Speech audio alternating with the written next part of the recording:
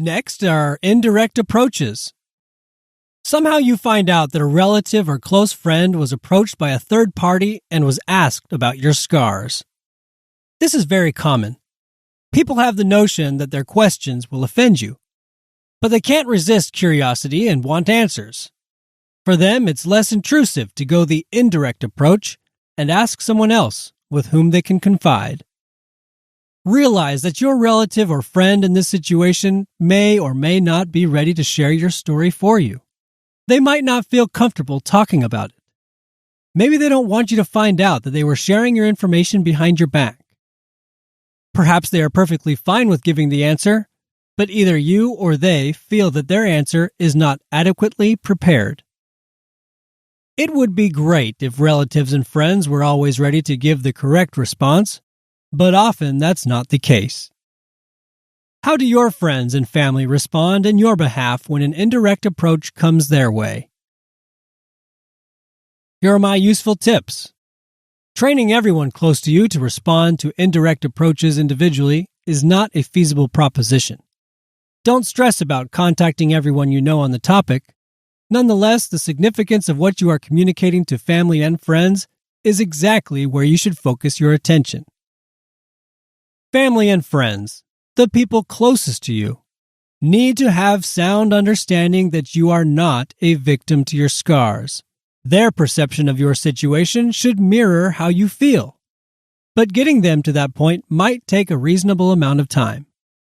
Loved ones carry a deep sense of sorrow for the predicament that you have been forced to live with, so for them, recovering from that sorrow is a healing process of its own. Many loved ones will claim part ownership of your scars out of love and with a desire to help carry the burden. You can assist them by demonstrating that there is no burden left to carry. When friends and family are able to grasp the message that you have grown fond of your scars and actually love your story, they become apt to follow in your footsteps. Reinforce this conviction through the senses. Let them see it in your behavior. Let them hear it in your words, and help them embrace change just as you have.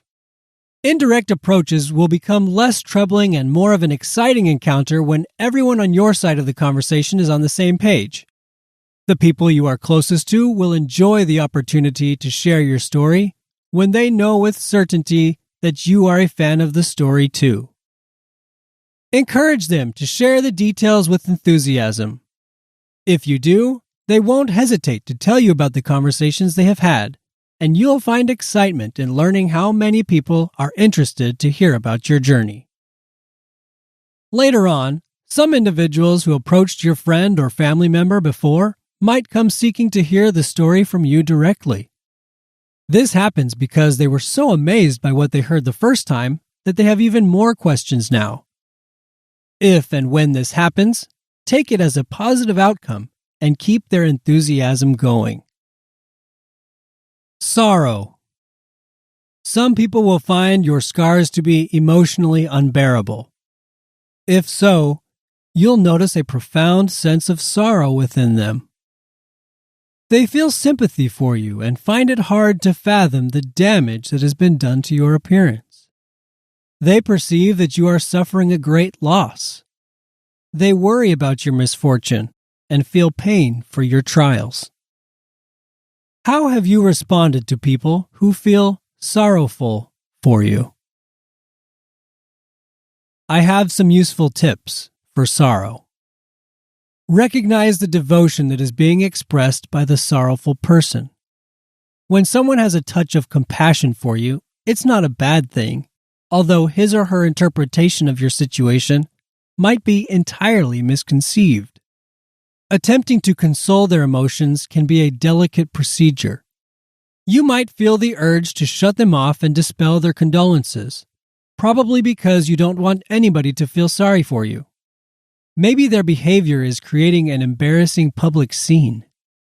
Keep in mind that if you reject sympathy altogether, anyone paying attention can quickly count you as bitter and remorseful. There is a better way of communicating a sound message. Be kind to the person. Assure them that you are okay, but also let them know that you sense a strong amount of goodness to them. The sorrowful person is expecting you to be sad and resentful.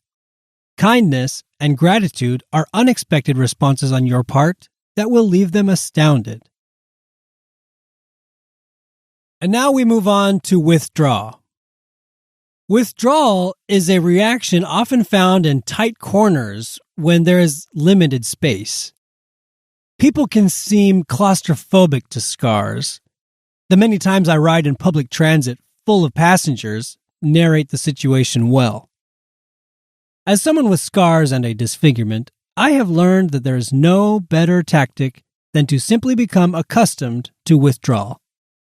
People will look away. They'll turn away and move away. Sometimes they'll flinch and run away. There are many reasons why they will choose to elude us, and all of them are normal. Often they sense fear, confrontation, embarrassment, lack of words, or shock. What behaviors have you noticed when someone is withdrawing from you? Here are my useful tips. You could guess which reaction these people are experiencing, but telepathy is not happening, so don't stress too much about what's going on. They are experiencing withdrawal. Allow them enough space to get a grip on their emotions.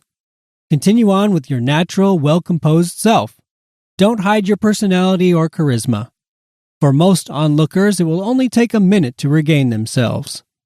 The rest will have to catch up to reality later on. Embarrassment. A very common reaction people have is the feeling of embarrassment. They feel awkward and uneasy. They don't know quite how to approach you or what they should say. Normally, embarrassed people are more concentrated on themselves than on you because they are second-guessing their every move and word. They aren't educated on the implications of your scars, of where they came from and how they affect your life, and all of this mystery has them lost in insecurity. How have you responded when people become embarrassed around you? Useful tips.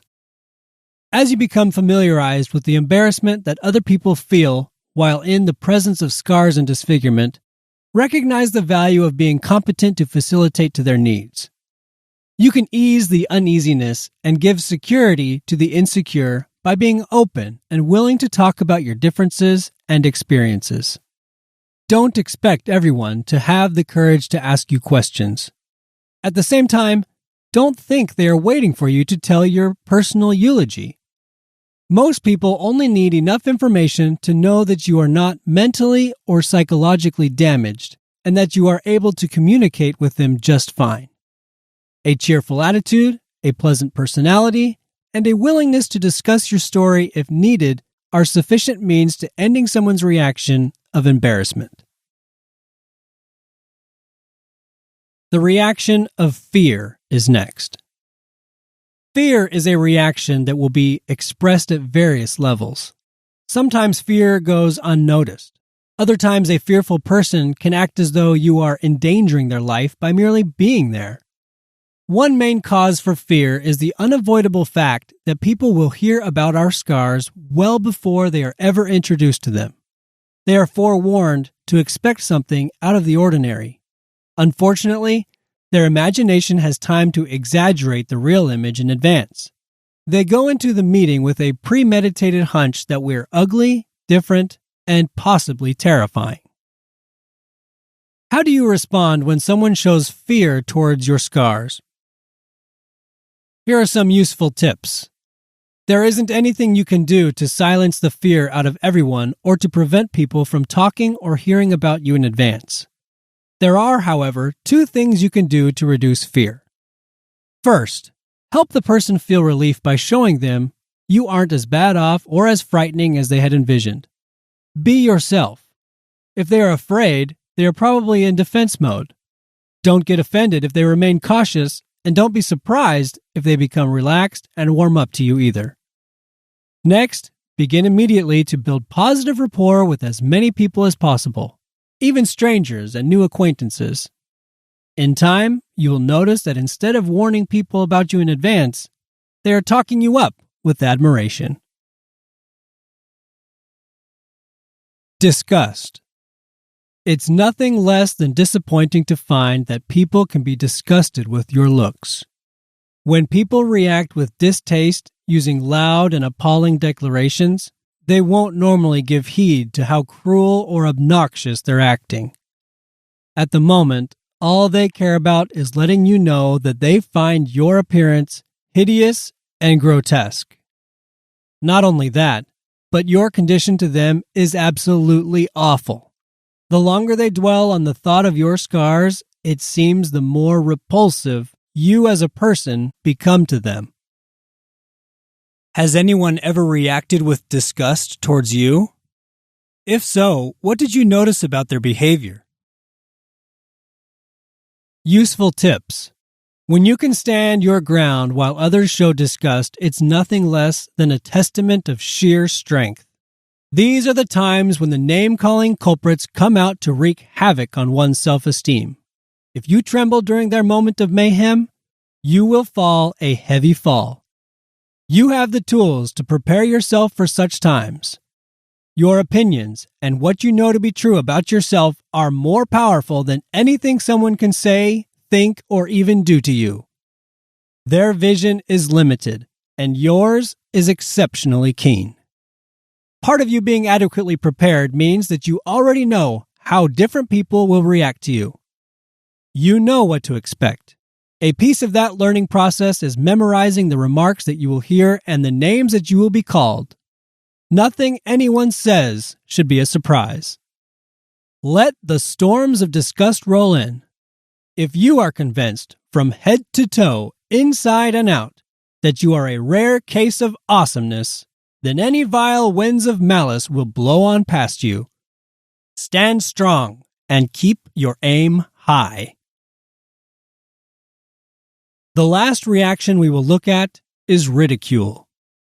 When a person or group uses speech or actions towards you with the intent of causing contemptuous laughter, mockery, harassment, vexation, or other forms of hurtful disturbance, they are purposefully victimizing you.